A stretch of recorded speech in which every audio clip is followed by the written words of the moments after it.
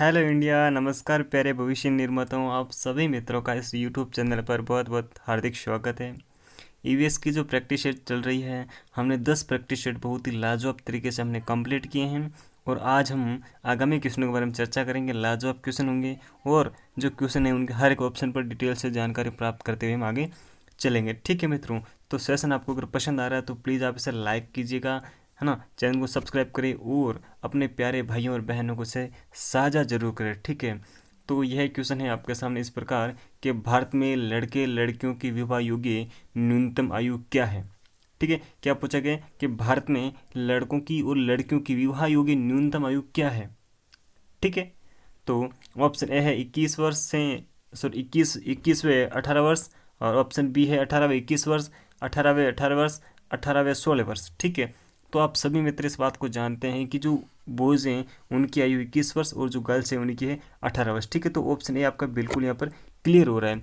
आखिर ऐसे क्वेश्चन क्यों पूछे जाते हैं बार बार। ठीक है, इस क्वेश्चन में आपको कंफ्यूज करने का एक तरीका होता है साथियों, और ये रीट में आया हुआ क्वेश्चन है। ठीक है, यहाँ पर अगर लड़कियाँ लिख दी जाए, यहाँ पर लड़के लिख दी जाए, तो फिर ये ना 18 इधर आ जाता है और 21 इधर आ जाता है। ठीक है, इसी वजह से आपको थोड़ा चेंज करके पूछा जाए, तो आपको बिल्कुल सलीके से इस चीज़ को ध्यान में रखना है। ठीक है, ऑप्शन ए आपका बिल्कुल यहाँ पर कंप्लीट हो रहा है। ठीक है जी, बात करते हैं 212 नंबर क्वेश्चन की। भारत में बाल श्रम को प्रतिबंधित करने के लिए बाल श्रम निषेध एवं विनियमन अधिनियम किस वर्ष पारित किया गया।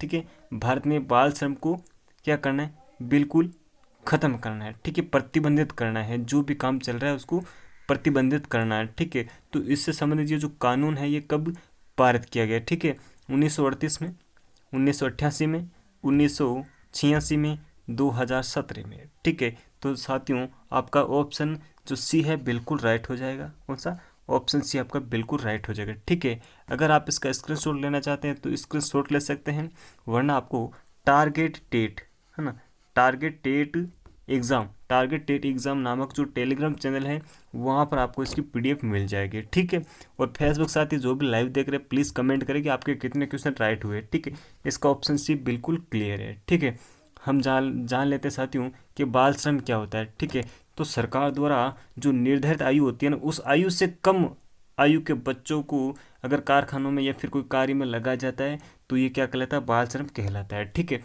अब देखो बाल श्रम की जो एज है ना वो अलग अलग लोगों ने अलग अलग तय कर रखी है। वो अलग अलग लोगों का मतलब है कि जो कारखाना अधिनियम है ना 1948 वाला, देखो कारखाना अधिनियम 1948, कब, कारखाना अधिनियम 1948, उसमें कहा गया कि 15 वर्ष से कम आयु के बच्चे बाल श्रमिक कहलाएंगे। ठीक है, जबकि जो खान अधिनियम है 1952, है ना, उन्होंने कहा है कि 18 वर्ष से कम उम्र के जो बच्चे हैं वो बाल श्रमिक कहलाएंगे। ठीक है, जो खान अधिनियम है वो तो 1948 का है, सॉरी 1952 का है, और जो कारखाना अधिनियम 1948 का है, 1948 के कारखाना अधिनियम में तो 15 बताइए, और खान अधिनियम 1952 ने 18 वर्ष तय किए। ठीक है, जबकि जो भारतीय संविधान है उसका आर्टिकल 24 है ना, वो 14 वर्ष से कम आयु वर्ग के बच्चों को क्या बताता है, बाल श्रमिक बताता है। ठीक है, तो आई थिंक इस चीज़ को आप क्लियर कर पाएंगे।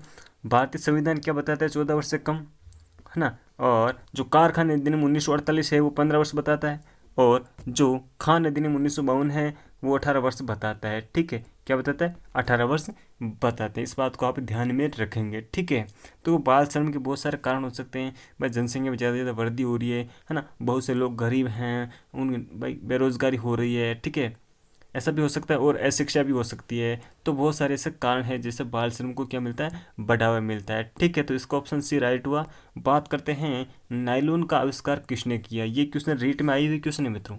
ठीक है, मेलविन व केल्विन ने किया, या फिर वोलेस कैरोथर्स ने किया, रॉबिन हिल ने किया, या फिर पीटर मिशेल ने किया। ठीक है, तो साथियों ये क्वेश्चन है ना, ये रीट 2012 में पूछा हुआ क्वेश्चन है, और इसका जो राइट आंसर होगा मित्रों ऑप्शन बी बिल्कुल क्लियर है। ठीक है, नायलॉन का आविष्कार वोलेस कैरोथार्स ने किया था। ठीक है, बात करते हैं 214 नंबर क्वेश्चन की।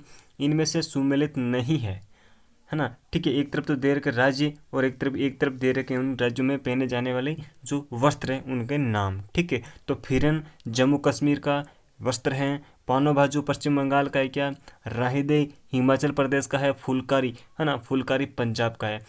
जो पंजाबी जो सॉन्ग होते हैं ना, उनमें फुलकारी ड्रेस आपको देखने को मिल सकती है। ठीक है, तो इसका जो ऑप्शन राइट होगा पानो बाजू पश्चिम बंगाल का जो वस्त्र है वो नहीं है। ठीक है, अब एक चीज़ और बता दूँ, इसका ऑप्शन तो बी राइट है मित्रों। ठीक है, जबकि जो पश्चिम बंगाल है ना, उसका नाम चेंज करके मात्र बंगाल कर दिया गया। क्या कर दिया? बंगाल कर दिया गया है। ठीक है, ये जो चीज़ है मैंने आपको पिछले वीडियो में इसके बारे में अपडेट की थी। और एक था असम, क्या था? असम, और इसी असम को असोम कर दिया गया। क्या कर दिया गया? असोम कर दिया गया। ठीक है, इस बात को भी आप ध्यान में रखेंगे। ठीक है, बात करते हैं 215 नंबर क्वेश्चन की। कुत्ता मछली का आवास है, जो कुत्ता मछली है ना, वो कहाँ पर रहती है? नदी में रहती है, तालाब में रहती है, झील में रहती है, या फिर समुंदर में रहती है? तो मित्रों 215 नंबर क्वेश्चन का आंसर राइट हो जाएगा आपके। कुत्ता मछली तालाब में निवास करती है। कहाँ पर? तालाब में निवास करती है कुत्ता मछली। ओके, ऑप्शन बी आपका बिल्कुल यहाँ पर राइट हो जाएगा। बात करते हैं कश्मीरी चोगा कहलाता है। जो कश्मीरी चोगा होता है ना, वो क्या कहलाता है? ऐसा होता है साथियों, इस प्रकार से। ठीक है, कश्मीरी चोगा इस प्रकार से होता है। तो ये चोगा क्या कहलाता है? फिरन कहलाता है, अंगरखी कहलाता है, बुगतरी कहलाता है, या फिर अचकन कहलाता है? रीड 2011 में पूछा हुआ क्वेश्चन है साथियों ये। ठीक है, तो कश्मीरी चोगा क्या कहलाता है? फिरन कहलाता है। ठीक है, मतलब एक ट्रेंड ये भी रहा है कि जो ज़्यादातर अगर क्वेश्चन पूछे जाते हैं तो कश्मीरी, जम्मू कश्मीर के जो वस्त्र हैं उनसे पूछे जाते हैं। ठीक है, तो आओ चर्चा कर लेते हैं जम्मू कश्मीर के वस्त्र कौन कौन से हैं। पहले हम जान लेते हैं कि फिरन क्या है। देखो, फिरन पुरुषों व महिलाओं द्वारा ढीला ढाला चोगे की तरह पहने जाने वाला वस्त्र है ना। पुरुष और महिलाएं इनको पहनती है, और ढीला ढाला चोगे की तरह होता है ये वस्त्र, जिसे फिरन कहा जाता है। ठीक है, अब तिरंगा, तिरंगा क्या होता है? कश्मीरी महिलाओं द्वारा सिर पर पहने जाने वाला वस्त्र क्या होता है? तिरंगा कहलाता है। ठीक है, बुर्गा, बुर्गा होता है महिलाओं द्वारा पहने जाने वाला वस्त्र। ठीक है, महिला इनको फेरती है। ओके मित्रों, बात करते हैं पठानी सूट। जी हाँ मित्रों, पठान कहा रहते हैं, मतलब पठानी सूट होता है। ठीक है, ये पुरुषों के इस वस्त्र को खान ड्रेस भी कहा जाता है। पठानी सूट किससे कहा जाता है?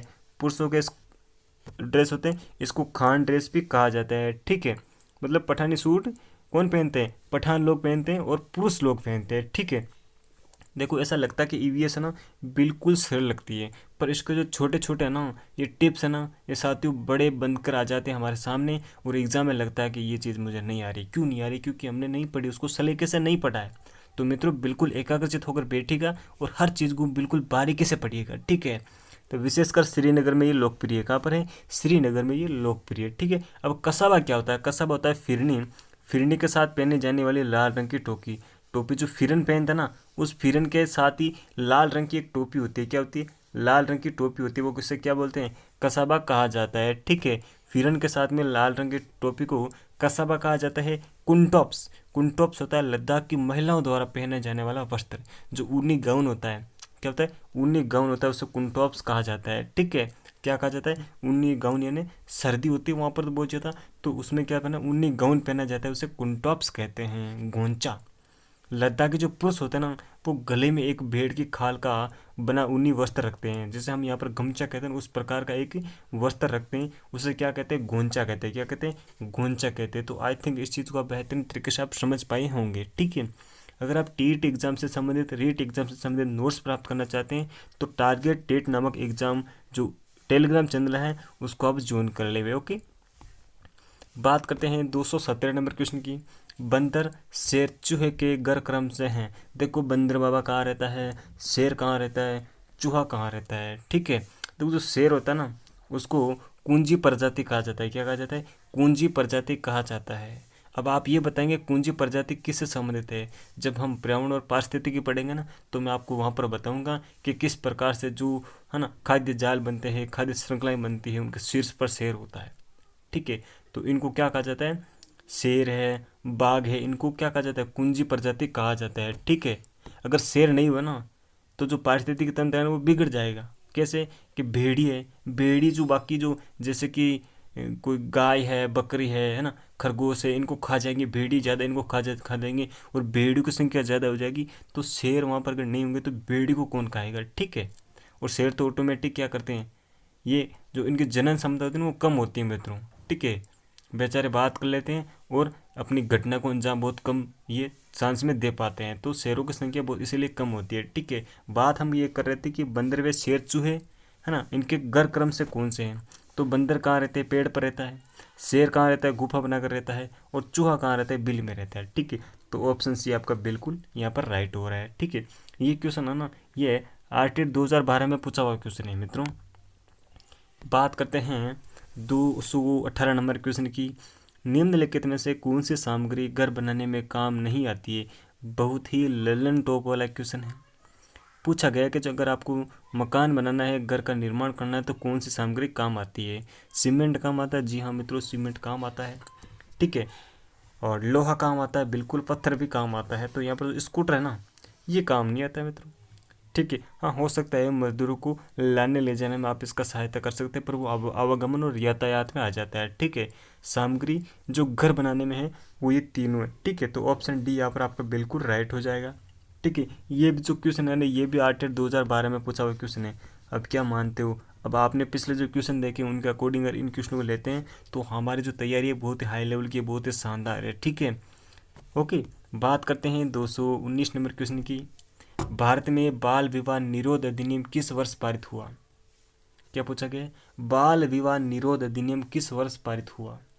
ठीक है, यह है रीट 2016 का क्वेश्चन। ठीक है, कब का है? रीट 2016 का क्वेश्चन। हमने पिछले प्रैक्टिस शीटों में बहुत ही लाजवाब तरीके से विभिन्न जो अधिनियम है उनको बेहतरीन तरीके से समझा है। ठीक है, तो आज हम समझेंगे जो बाल विवाह निरोध अधिनियम है 2006 वाला, उसको हम बहुत ही बेहतरीन तरीके से समझेंगे। ठीक है, ये कब पारित हुआ? 2006 में। ठीक है, तो क्या इससे पहले बाल विवाह निरोध के संबंध में कोई अधिनियम नहीं थे? तो थे, जिसे हम शारदा एक्ट के नाम से जानते थे। ठीक है, चलो बात करते हैं इसके एक्ट के बारे में। देखो, बहुत ही मोस्ट इंपॉर्टेंट जो एक्ट है, इनको थोड़ा सा आप सलीके से याद करें और थोड़ा रिवाइज करते चलें तो आपको ये आसानी से याद हो जाएंगे प्यारे मित्रों। बात करते हैं महत्वपूर्ण अधिनियम। ठीक है, बाल श्रम निषेध अधिनियम 1986। कब? बाल श्रम निषेध अधिनियम 1986। ठीक है, और बाल विवाह निषेध अधिनियम 2006। ठीक है, फिर दहेज प्रथा, दहेज प्रथा है, दहेज निषेध अधिनियम 1961 और धूम्रपान निषेध अधिनियम 2008। इस बात को आप ध्यान में रखेंगे कि जो बाल श्रम है, ठीक है, उसको 1986 से कोरिलेट करें। बाल विवाह 2006 में हुआ। बाल श्रम कब करवाया गया? 1986 में। इस बात को आप ध्यान रख लें कि भाई किसी बच्चे से बाल श्रम कब करवाया गया? 1986 में करवाया गया। और उसी बच्चे का बाल विवाह कब कर दिया गया? 2006 में कर दिया गया। ठीक है, और उसी बच्चे को दहेज है वो पहले दे दिया गया, शादी से पहले, 1961 में। ऐसे याद कर सकते हैं आप। ठीक है, ये छोटी छोटी अगर आप इस प्रकार से कोई कहानी बनाते हैं, इमेज क्रिएट करते हैं, तो वास्तव में आपको याद हो सकती है। और उस बच्चे ने धूम्रपान करना शुरू कर दिया कब? 2008 में। देखो, एक बार फिर से रिपीट करें कि उस बच्चे से बाल श्रम ने करवाना शुरू कर दिया 1986 में, उस बच्चे का बाल विवाह कर दिया 2006 में, और उसको दहेज 1961 में दे दिया। ठीक है, फिर बच्चे ने क्या कर लिया? जो भाई देखो, अब काम भी करने लग गया न, शादी भी कर दी, इन्हें दहेज भी दे दिया, तो बच्चा धूम्रपान करना शुरू कर दिया 2008 में। आई थिंक इस चीज़ को आप थोड़ा बहुत कोरिलेटेड करते हुए याद करें तो आई थिंक बेहतरीन आप प्रदर्शन कर पाएंगे। ठीक है, बात करते हैं बाल विवाह जो एक्ट है उसके संबंध में।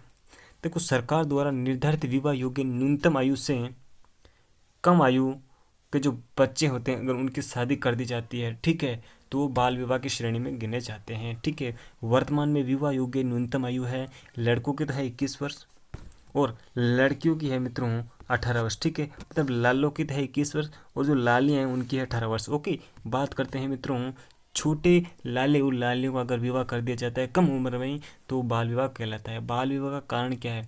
ठीक है, लालियों के शादी को बोझ समझना।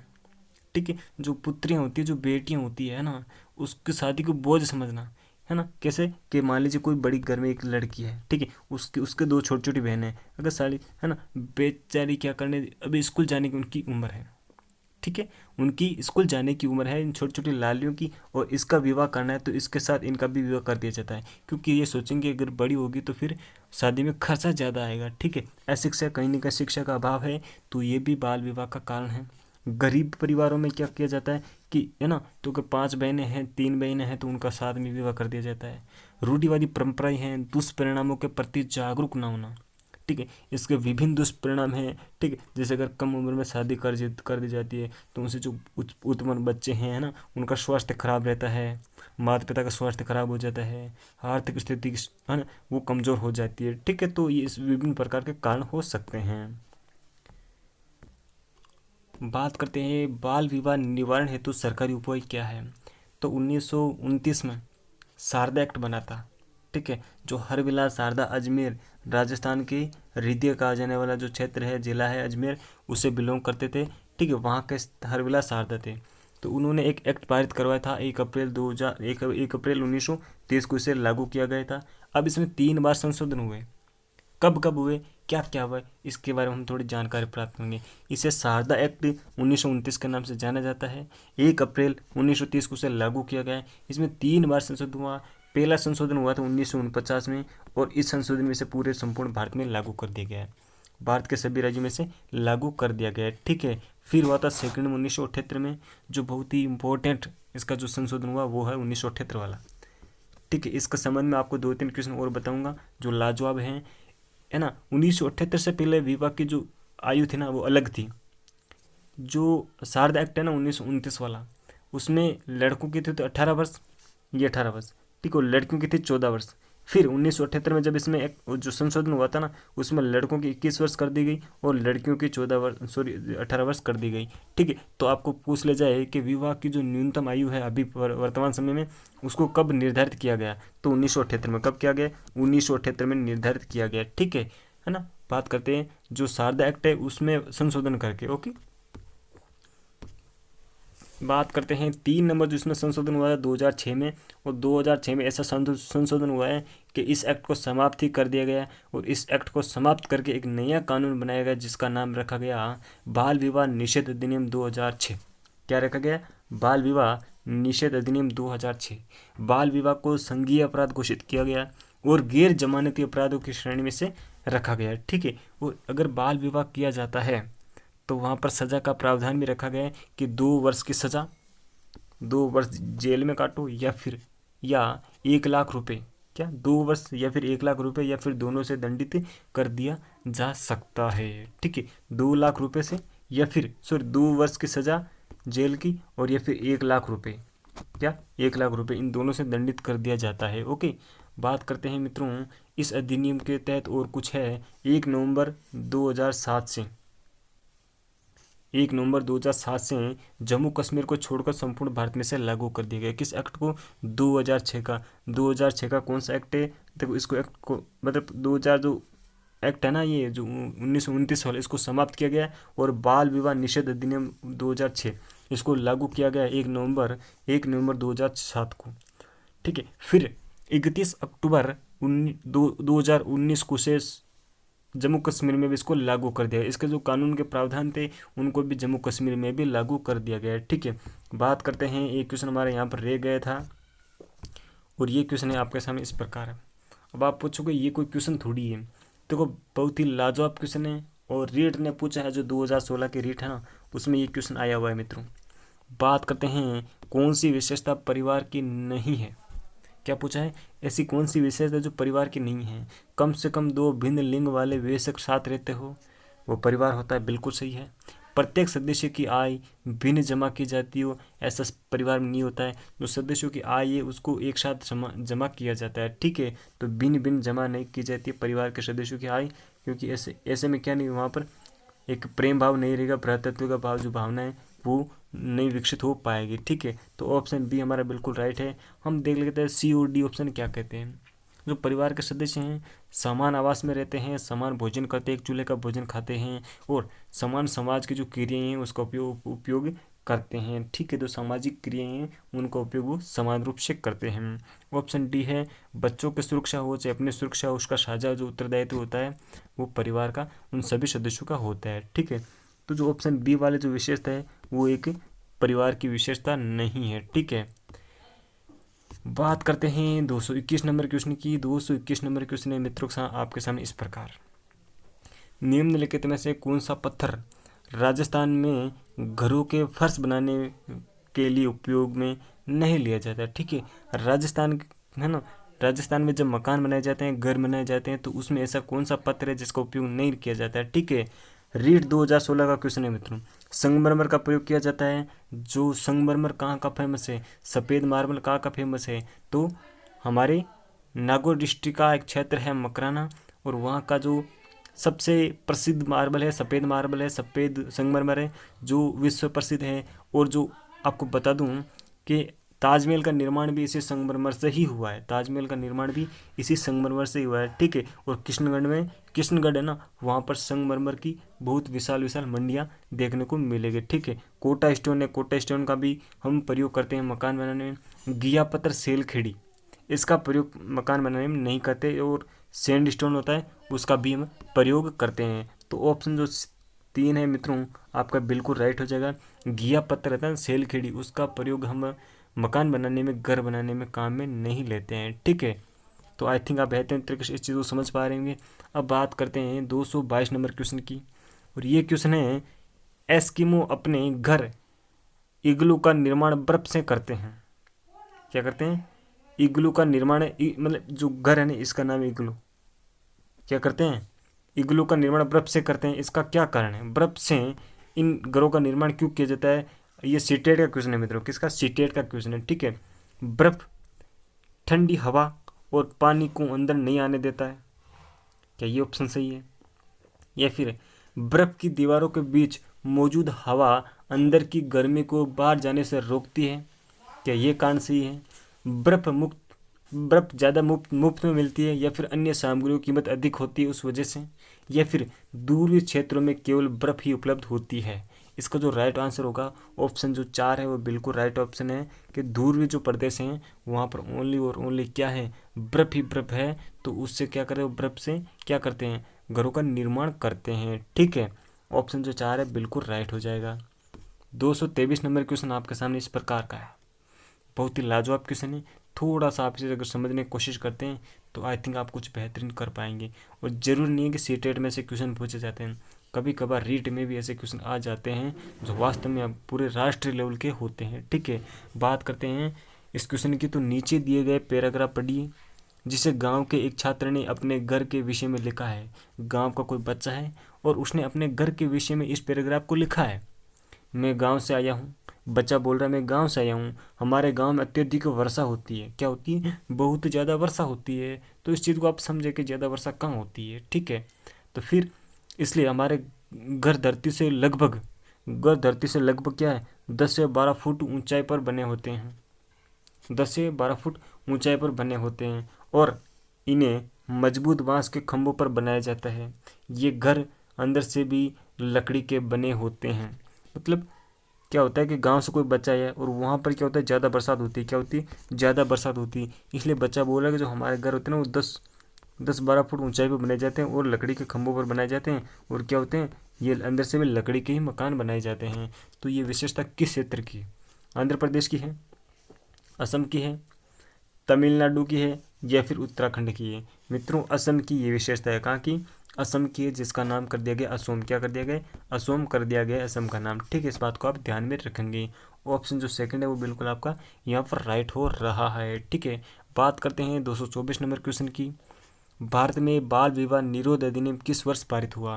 रीड 2016 का क्वेश्चन है, और बाल विवाह निरोध अधिनियम के बारे में मैंने जस्ट आपको पिछली स्लाइड में इस चीज़ के बारे में बताए थे 2006 में। कब? 2006 में, ठीक है। और जो शारदा एक्ट है 1929 को, उसको समाप्त करके इस अधिनियम को बनाया गया, ठीक है। शारदा एक्ट को समाप्त करने का कारण यही था कि ऐसा मतलब कहते हुए इस जो अधिनियम उसको समाप्त कर दिया कि किसी व्यक्ति विशेष के नाम पर कोई भी अधिनियम नहीं चलेगा, ठीक है। तो आई थिंक ये जो ऑप्शन है फर्स्ट आपका बिल्कुल यहाँ पर क्लियर हो रहा है, ठीक है। बात करते हैं 225 नंबर क्वेश्चन की। राष्ट्रीय बाल श्रम उन्मूलन प्राधिकरण की स्थापना कब की गई? रीट 2016 का क्वेश्चन है। जी हाँ साथियों, रीट 2016 का क्वेश्चन है, आपके सामने ये लिख रखा है। रीट 7 फरवरी को 2016 में हुई थी उसका। राष्ट्रीय बाल श्रम उन्मूलन प्राधिकरण की स्थापना कब की गई? 16 अगस्त 1996, 5 जून 1990, 22 जुलाई 2002, या फिर 26 सितंबर 1994? तो मित्रों ऑप्शन जो सेकंड है आपका बिल्कुल यहाँ पर राइट हो रहा है, ठीक है। 22 जुलाई 1990 को राष्ट्रीय बाल श्रम उन्मूलन प्राधिकरण की स्थापना की गई, ठीक है। मतलब पूरे भारत लेवल पर बाल श्रम को समाप्त करने के लिए जिस प्राधिकरण की स्थापना की गई उसका नाम रखा गया राष्ट्रीय बाल श्रम उन्मूलन प्राधिकरण। और 5 जून 1990 को इसकी स्थापना की गई। सेकंड ऑप्शन आपका बिल्कुल राइट है। बात करते हैं 226 नंबर क्वेश्चन की। निम्न में से कौन सा कथन सही है? सही कथन कौन सा है उसके बारे में चर्चा करनी है। और आरटीआर 2012 का क्वेश्चन है, एकल परिवार में दहेज प्रथा सामान्य बात है? क्या ऐसा होता है कि जो एकल परिवार है वहाँ पर दहेज प्रथा सामान्य बात है? तो ऐसा नहीं होता है। एकल परिवार में बाल श्रम सामान्य बात है? ऐसा भी नहीं होता है। ठीक है, दहेज प्रथा तथा बाल श्रम सामाजिक बुराइयां हैं, बिल्कुल सामाजिक बुराइयां हैं। दहेज तथा बाल श्रम शहरों में सामान्य बात है। ठीक है, तो सामान्य बात नहीं है शहरों में, ये भी चीज़ गलत है। तो ऑप्शन जो सही है हमारा सी, मतलब 3 नंबर ऑप्शन है वो बिल्कुल राइट है। ठीक है, ये बोला कि दहेज और बाल श्रम सामाजिक बुराइयां हैं, तो वास्तव में बुराई हैं। देखो कुछ जो क्वेश्चन होते हैं वो ऐसे भी आ जाता है, अगर किसी बच्चे ने वास्तव में अपना सिलेबस का प्रिंट आउट निकाल रखा है और उसको अगर टाइम टू टाइम देखता है तो उसमें से भी क्वेश्चन पुटअप हो जाते हैं। ठीक है, बात करते हैं 227 नंबर क्वेश्चन की। एकल परिवार से तात्पर्य है। ठीक है, 2011 का जो टेट हुआ था उसमें पूछा गया क्वेश्चन है आरटेट। ठीक है, एकल परिवार से तात्पर्य क्या है? 1950 के बाद बना परिवार कोई एकल परिवार हो सकता है? परिवार जिसमें माता पिता एवं उनके बच्चे निवास करते हैं, संपूर्ण परिवार जिसमें बच्चे, उनके माता पिता और दादा दादी रहते हैं, या फिर केवल पति पत्नी ही एकल परिवार कहलाता है? तो 227 नंबर क्वेश्चन है, उसका सेकंड ऑप्शन है ना, परिवार जिसमें माता पिता और उनके बच्चे रहते हो, अविवाहित बच्चे, वो एकल परिवार की श्रेणी में आता है। तो ऑप्शन जो सेकंड है मित्रों आपका बिल्कुल यहाँ पर राइट हो जाएगा। ठीक है, बात करते हैं 228 नंबर क्वेश्चन की। ये क्वेश्चन है, सामाजिक संरचना की केंद्रीय इकाई है जो अभी समाज की वर्तमान संरचना यानी बनी हुई है, उसकी केंद्र यानी जो केंद्र में कौन सी इकाई मौजूद है? ठीक है, मतलब जो एक मेन कार्य करती है, केंद्र का धुरी का कार्य करती है। ठीक है, तो वंश है क्या, परिवार है, गोत्र है, या फिर उपरोक्त सभी हैं? तो मित्रों अभी वर्तमान समय में सामाजिक संरचना की जो केंद्रीय इकाई है वो परिवार होती है। क्या होती है? परिवार होती है। इसलिए आपका जो सेकंड ऑप्शन है मित्रों बिल्कुल राइट हो जाएगा। ठीक है जी मित्रों, अगर सेशन पसंद आ रहा है तो प्लीज़ आप इसे शेयर जरूर करें। मैं आपको हर बार नहीं कहता हूँ, बस कहता हूँ स्पेशल तौर पर आपको कहता हूँ कि 1-2 बार वीडियो में कहता हूँ, तो प्लीज़ आप इसे शेयर जरूर करेंगे। बात करते हैं 229 नंबर क्वेश्चन की। बच्चों एवं वृद्ध माता पिता की उचित देखभाल होती है। किस परिवार में क्या होता है कि बच्चे होते हैं छोटे छोटे, या फिर कोई वृद्ध माता पिता होती है, उनका देखभाल अच्छे तरह से होती है? तो एकल परिवार में ऐसा होता है क्या, संयुक्त परिवार में होता है, या फिर दोनों में होता है, या फिर इनमें से कोई नहीं? तो जो ऑप्शन है ना आपको तीसरा सही लग रहा होगा कि बच्चे और जो वृद्ध माता पिता है उनकी देखभाल किस परिवार में सबसे बेस्ट होती है। तो आपको बता दूं सेकंड जो ऑप्शन है आपका, संयुक्त परिवार में बच्चों की और माता पिता की जो देखभाल होती है वो उचित तरीके से होती है। तो इसलिए आपका जो 2 नंबर ऑप्शन है वो बिल्कुल राइट है। ठीक है, बात करते हैं 230 नंबर क्वेश्चन की। मित्रों 100+ प्रैक्टिस सेट करवाऊंगा आपको, लगभग आपके सामने 5000+ जो ईवीएस के एमसीक्यू बिल्कुल अच्छे तरह से क्लियर हो जाएंगे लाजवाब तरीके से। संयुक्त परिवार में कौन सा घटक साझा रहता है? संयुक्त परिवार में ऐसा कौन सा घटक है जो साझा रहता है? साझा यानी सभी मिलजुल कर उसका उपभोग करते हैं। ठीक है, तो ऐसा कौन सा घटक? आर्थिक व्यवस्था पर जो भी धन है ना भाई, एक भाई ने कमाया दूसरे भाई ने कमाया, उन दोनों जो पैसे हैं उनका परिवार का खर्चा चलना, तो ये सही है। खाद्य सभी एक चूल्हे का क्या करते हैं, भोजन ग्रहण करते हैं, तो ये भी क्या हुआ, साझा घटक हुआ। कोई भी अगर व्यू करना है कि मान लो कोई शादी समारोह है, ठीक है, कोई छोटा सा फंक्शन है, कोई सामाजिक कार्य है, तो उसमें जो व्यू है ना, जो खर्च करते हैं वो भी साझा ही करते हैं। तो इसका मतलब ऑप्शन जो 4th है वो बिल्कुल आपका राइट है। क्या है? ऑप्शन जो 4th है बिल्कुल आपका क्लियर है यहाँ पर। ठीक है, बिल्कुल राइट है। तो thank you for watching this video. Salute India, salute.